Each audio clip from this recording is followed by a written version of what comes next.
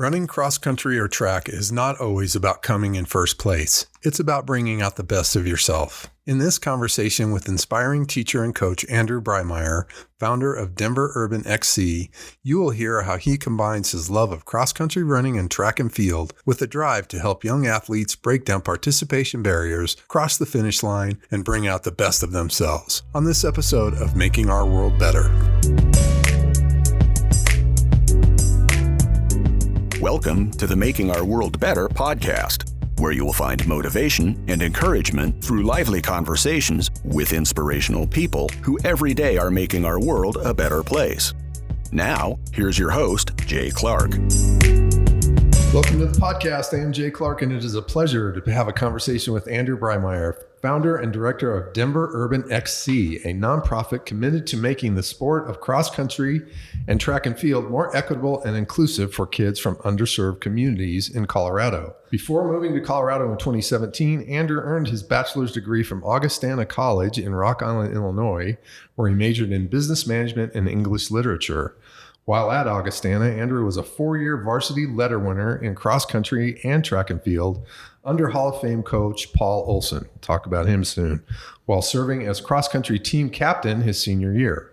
After graduating from Augustana in 2015, Andrew earned his Master of Education degree from the University of Notre Dame. You Notre Dame people are everywhere. Through the university's Alliance for Catholic Education program. Through the program, Andrew completed his coursework for Notre Dame while teaching 6th grade language arts and social studies at Mary Immaculate Catholic School in Dallas, Texas, where he also took on his first coaching duties, coaching both cross country and track and field. After graduating from Notre Dame in 2017, Andrew moved to Denver, Colorado, and fell in love with teaching at Annunciation Catholic School, one of my favorite places, where he still teaches middle school English language arts. He has coached cross country at Annunciation since 2017, where his idea for Denver Urban XC began to form. He also coached track and field at Bishop Matchbuff High School in 2020 and 2021 before officially founding Denver Urban XC in the summer of 2021. Andrew, welcome.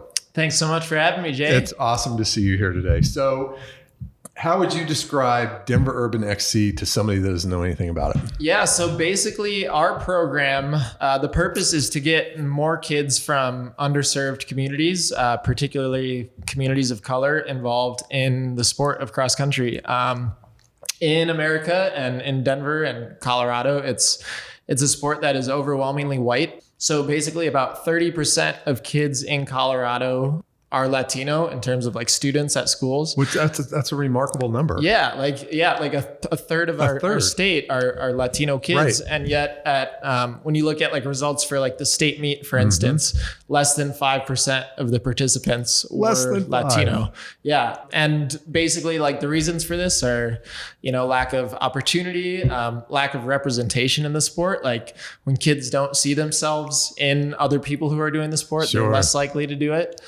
There's a lot of times like the powerhouse programs that you see are kind of in the suburbs in wealthier areas, and the kids in inner city schools tend to get forgotten a little more, or like somebody takes on coaching out of the goodness of their heart without necessarily like knowing as much about like the sport or like training or having as much experience. And so the goal of our program is just to basically provide every opportunity that the kids could need to be successful in the sport, whether they just want to participate and have fun, or whether they want to like pursue it seriously and really have a lot of success in it. So yeah, that's the goal pretty much. So talk about barriers to entry. When you think of sports, you think of a sport like hockey where, oh my God, you've got to buy pads for every square inch of your body and skates and sticks and helmets and all that. Basketball, it's shoes, but the shoes are brutally expensive. I mean, tell me about barriers to entry in track and field and cross country. Yeah, I'd say one of them, money can be part of it. Like it's, like you said, it's not nearly as expensive as hockey, but like running shoes cost, like a good pair of running shoes costs $130. And then if you want to be competitive in races, you need racing flats or spikes. That's another 70 to 100 something bucks. Right. Usually there's pay to play fees, right? You have to pay for entry into meets or even just road races. Those cost money.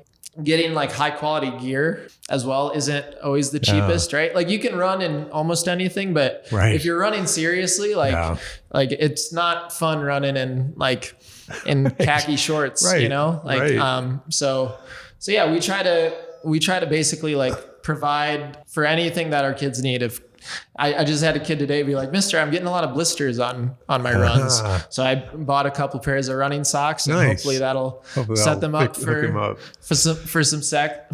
some success. And, well, this has got to be an interesting deal too, that I want you to talk about a little bit, is enunciation. I don't know if I'm not a big fan of the term inner city, but it's an urban environment. Yep.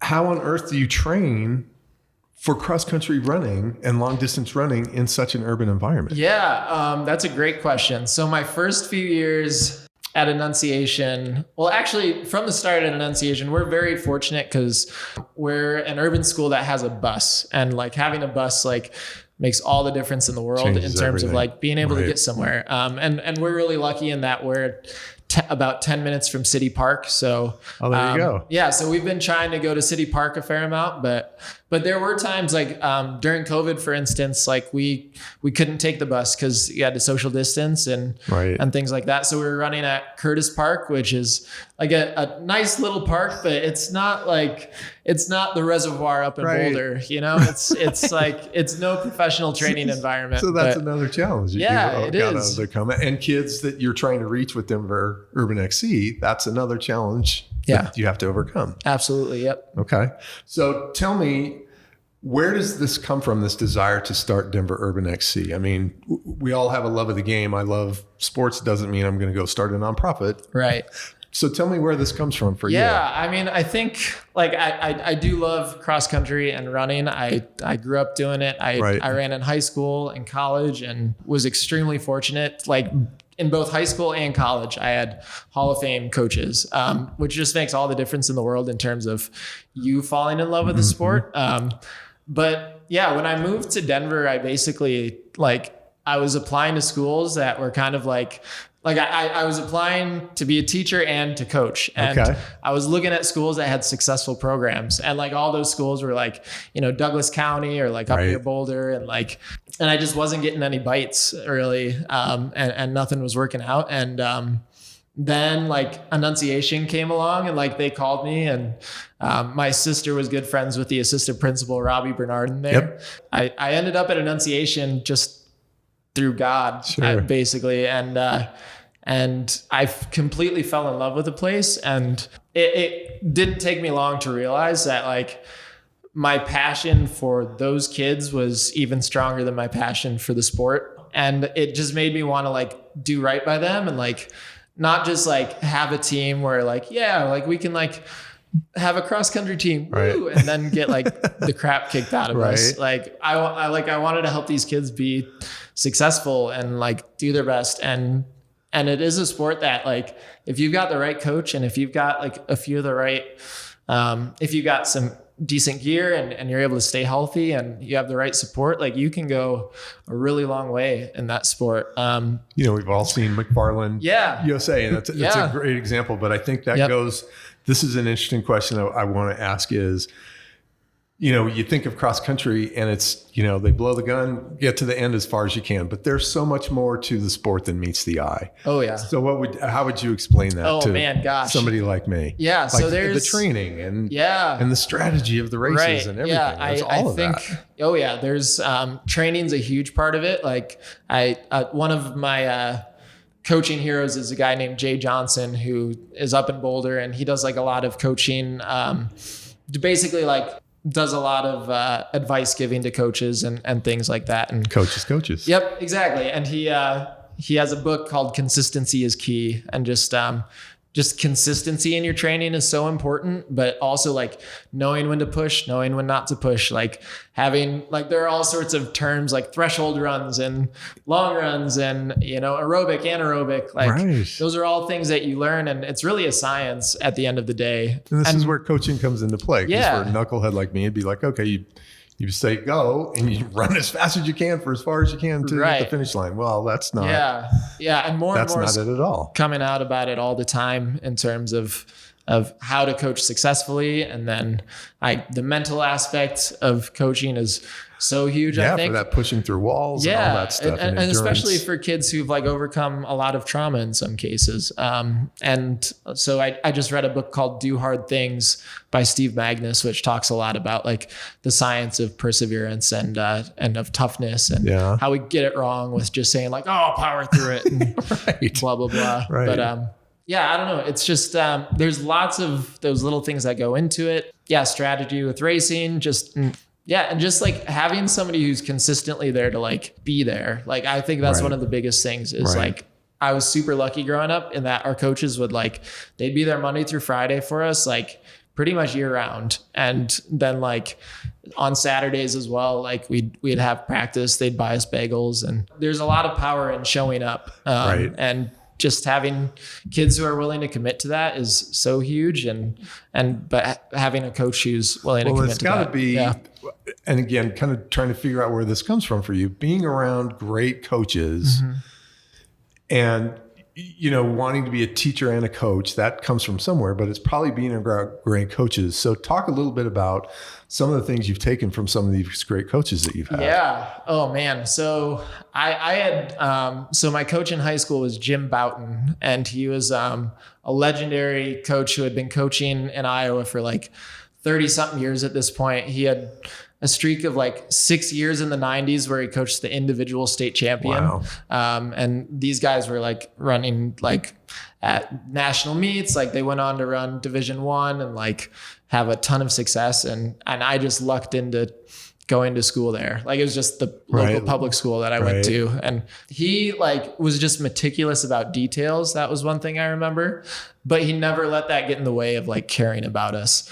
And I think that was something that I really drew from him of like details matter, but people matter more.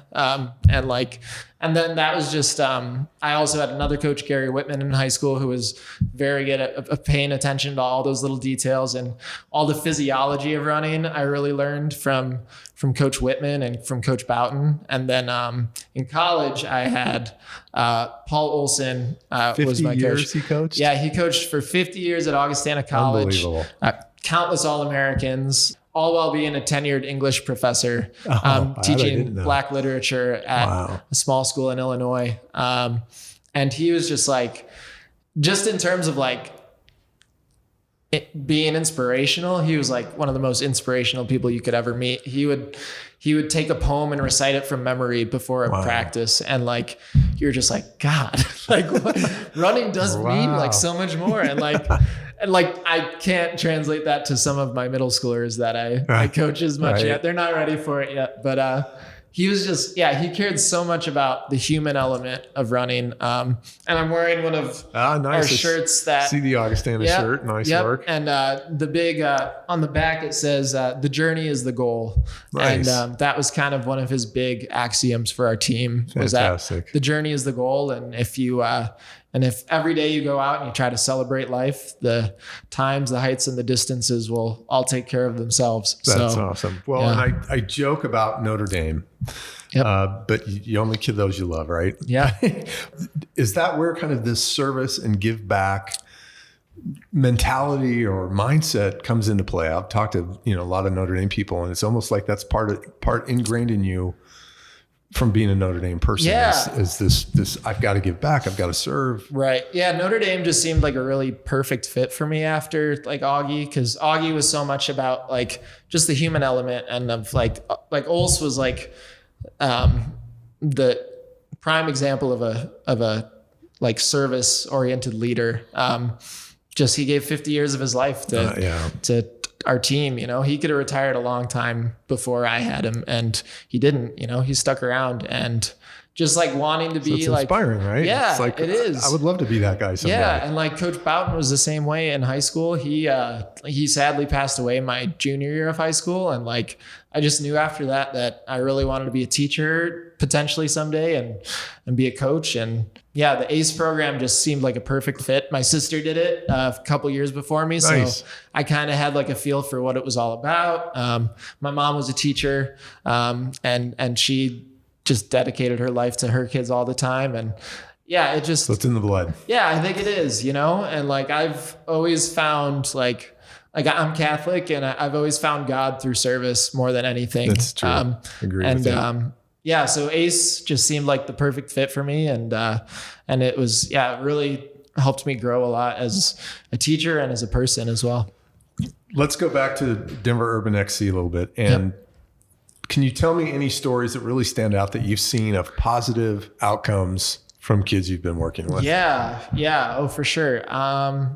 We've got like, there's all sorts of stories. So we've got like the success stories in terms of like a kid who, we've got a kid who's going into her senior year at Bishop Matchbook High School, and she's a 4-time state qualifier at this point. Nice. She's looking to potentially run in college if that's something that she chooses to do. And she's just had a lot of success in the sport. And that was, kind of a direct result of our program and what we were able to provide. So is your program like an off-season training? Yeah. So program? it's off season. And then for any kids who need like supplemental training during the year, like if their teams don't really have like a very organized structure or anything like that, we also provide that coaching during the school year as well for them. And so, yeah, she's had an outstanding career, but more than that, we had a kid a few years back who lost 40 pounds, running cross country, and that changes your life just as much, Seriously. This year we're sending off, a few kids to high school to run in high school, which is just like such a huge thing. I think we've got like 5 or 6 kids this year who are going to be starting running high school. And I think one of my favorite stories that I always love telling people is pretty early on in my enunciation career. We were running. We had just finished a meet at Mullen, and I had 2 girls who placed in the top 10, and they were like super proud of themselves, and they did an incredible job. And they like, one of them came back to me and was like, "Mister, do you notice that we're like the only team here with all black hair?" Wow. And just like, that was like a moment of like, yep. And look at you, like you were still top 10. Like, that's awesome. It doesn't matter like what color your skin is or what color your hair is. Like, you can be successful in this sport if you work hard.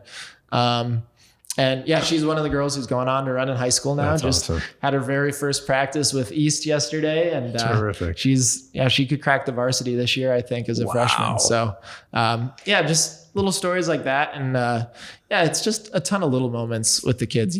So was there a moment for you when you were thinking about doing this? Was there a moment where it's like, I got to do something, I got to start what turns out to be Denver Urban XC? Man, I feel like there's been a few, like those moments where you have success with like, where I had success like with enunciation kids. Right. It was like, man, like how can we like make this just bigger, because enunciation's a small school. Right. And I just wanted to do more for other kids around Denver who might not have like the support that our kids had at enunciation.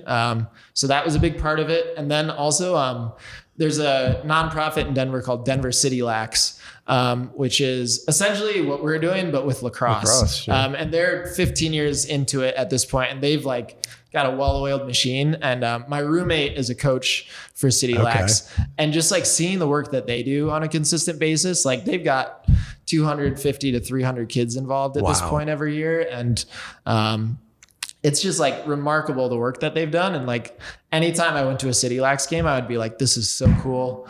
I need to do this for cross country. And like I would ask our kids about it as well. And we've got one girl who is involved in City Lax and Urban XC. And before I started Urban XC, she would be like, yeah, mister, you should really start a program for cross country as well. And she like helped pick the name and everything. I would like bounce the names off those girls. And that's great. Yeah. So that's it was awesome. So what really excites you about the future of your program? Yeah. I feel like there's just so much room to grow for us. Like right now, like I think this summer we've had like 25 different kids come this summer, not like always every day, but like whenever they can come, they come, which is great. And, but I think there's so many more kids and so many more schools that we can reach.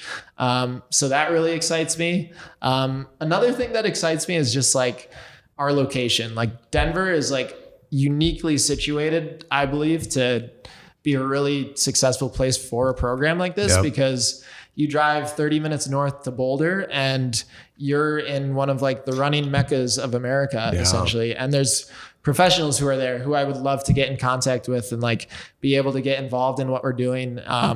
And like that's really powerful if kids can like meet pros and like have pros kind of like on their team in a sense. I think that's a really exciting thing that we can look forward to in the future. And yeah, I always say, like, when people ask kind of like, what's like the goal? Like, what's your vision? Right.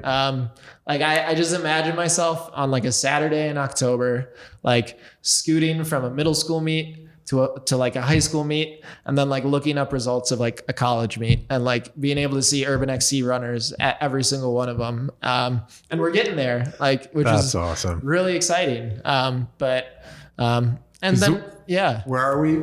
Started when? Yeah, we started in officially we started in 2021. You've been doing this since you've But coaching. I've been doing this since 2017 with our kids. Right. Yep. So yeah, we're starting to see like those first groups of middle schoolers that I coached are like seniors in high school now, or freshmen in college, and exciting. Yeah, so it's exciting to kind of see just the growth of it, and I'm excited to really see it grow a lot more over the years. That's awesome. Now, completely off topic. One of my favorite things, I would visit Annunciation High School or Catholic school, and you guys did the coolest unit on Hamilton. Yes. Are you going to do that again? Yes. Yeah, absolutely. So talk about that just a little bit. Yeah, absolutely. So basically we have expedition. We're at EL school. So we do like extended studies called expeditions. And my 8th grade expedition with my kids is titled Who Lives, Who Dies, Who Tells Your Story. And basically it starts, we start by watching the musical Hamilton, and we kind of study Hamilton's life as kind of like the consummate immigrant, like can-do spirit of America type of story. Which is all your students. Yeah. And yeah, pretty much all of our kids are the children or grandchildren of immigrants. And basically from there, we kind of ask, like, is his story still possible in America? Like what challenges do immigrants face in America? And so we go into a deep study of that. We study kind of the history of immigration in America. They also study the history of immigration in their social studies class while they're doing this as well. And they learn that it hasn't always been a just country for immigrants. Like the creed of the Statue of Liberty isn't something we live up to all the time, you know? And so basically, like, after kind of studying that, like, the big part of expeditionary learning is kind of like the so what. Like, okay, so you learned all this stuff. So now what are you going to do to actually make your world better and make your community better?